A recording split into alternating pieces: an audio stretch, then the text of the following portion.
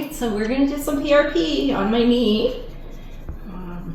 I've got some pes-anserine, bursitis, and a knee joint that's been unstable since I was 14 when they did unnecessary surgery and pretty much compromised the stability of my knee for the rest of my life.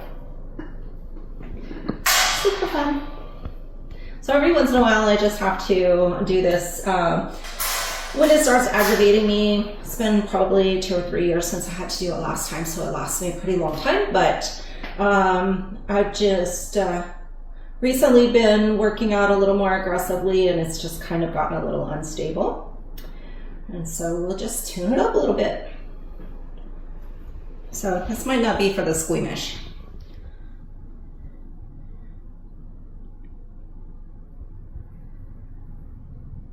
And we're just going right into the knee joint.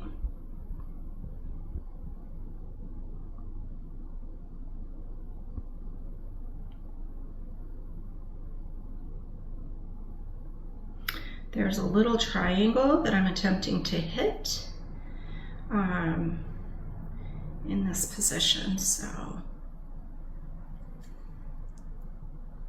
I'm going to be a little bit too low on it. We're going to redirect.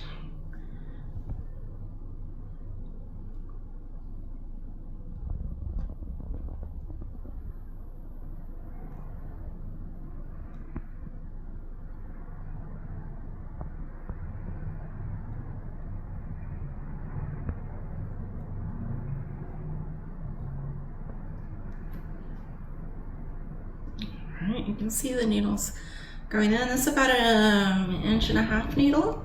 And now I'm just going to start putting fluid in.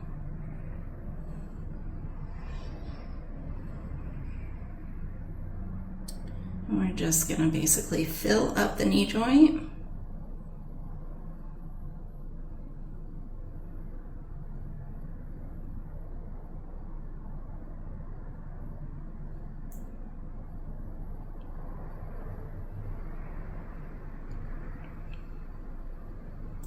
When I'm done, it'll feel nice and fat and full.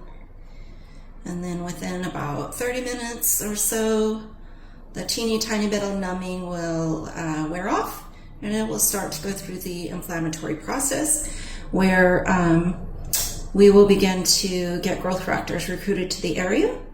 And at that point, it will continue to inflame for about 24 to 72 hours. And then we'll move into the growth phase, which is also called proliferation.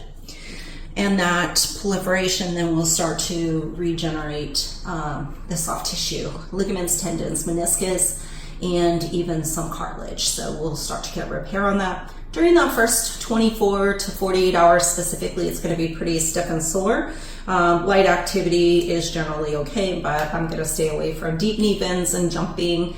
Probably do a little bit of light walking, steady state cardio over the evening and probably tomorrow as well, just to keep some mobility in there and get some circulation. Because this is growing and because we are relying on the inflammatory process to create inflammation, we do not want to take any kind of anti-inflammatory medications such as NSAIDs, ibuprofen, Advil, Motrin, that class of medicine, naproxen, and certainly no like hydrocortisone, corticosteroids, anything like that for at least 2 weeks, and no ice on the area. So heat and Tylenol will be what I use for pain control. Typically is going to be enough. Most people don't need anything additional to that. I am going to go down in the pes-anserine area. Here it is. This is a little more of a tender injection in this area, but this is where I've had a ton of soreness over the last probably 2 to 4 weeks.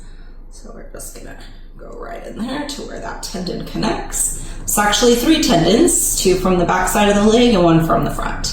And they come together into a little area. There's a bursa sac around there, which can get a little bit inflamed as well.